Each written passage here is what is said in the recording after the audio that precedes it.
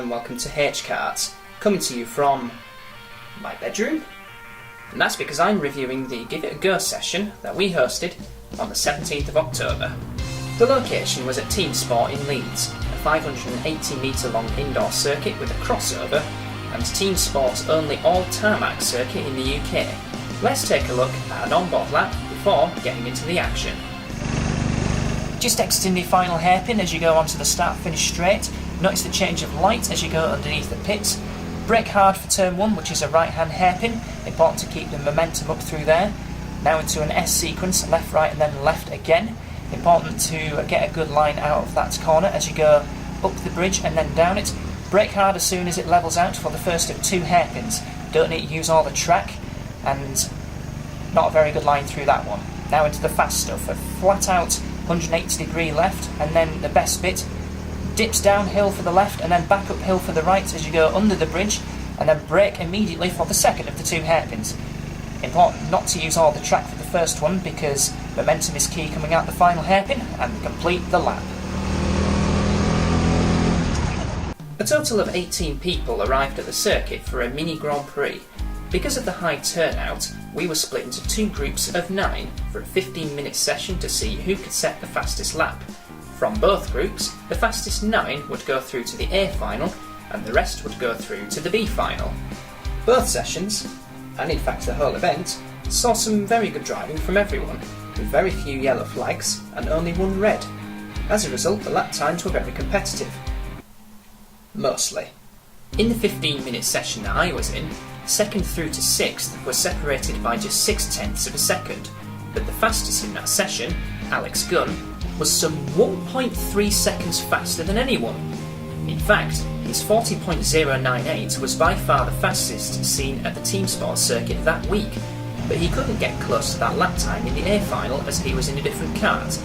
When asked about the difference in performance, Gunn said, "There's normally not that much difference between the cars, but that first car I had, me." More to come from the A final. For now though, the B final, which saw James Whiteley take pole position. But he had a rather strange moment at the start of the race. The start is normally indicated by the red lights going off, but Whiteley actually set off when the yellow lights scattered around the circuit turned green. Despite this mishap, he was eventually pushed back to where he actually belonged, and then once the race genuinely begun, he went on to dominate and win the race by 16 seconds from Leonardo Bevilacqua and Zubin Motashaw. So, as is the way with a logical race format, the A final follows the B final, with Alex Gunn starting from pole position ahead of John Brown and Stephen Letts. The real question, however, was who would be using kart number 19, the one which Gunn used in qualifying? That went to Kezia Santoso, who was meant to start 6th, but she mysteriously went into the pits at the end of the formation lap and rejoined at the back of the grid. That meant I inherited 6th, and this is how my first lap went.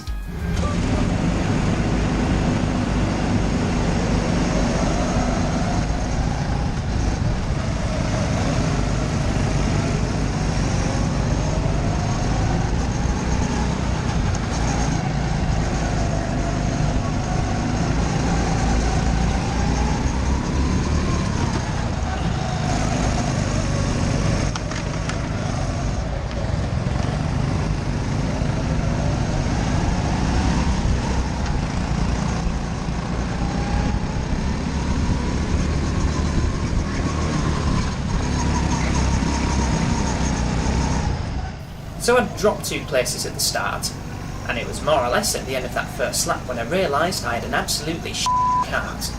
Here is an onboard comparison of my fastest laps from each session. On the left is qualifying, and on the right is the race, and you can clearly see the kart struggling for power coming out of the slow corners during the race. As a result, my fastest lap in the final was a second off of what I did in qualifying. The misfire was so bad it was causing the kart to bounce, notably coming out of the final corner.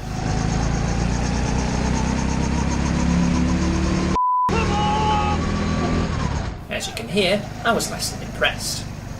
So I was routed down in 8th place, which meant I wasn't part of what was an incredible battle for the lead between the 7 drivers in front of me.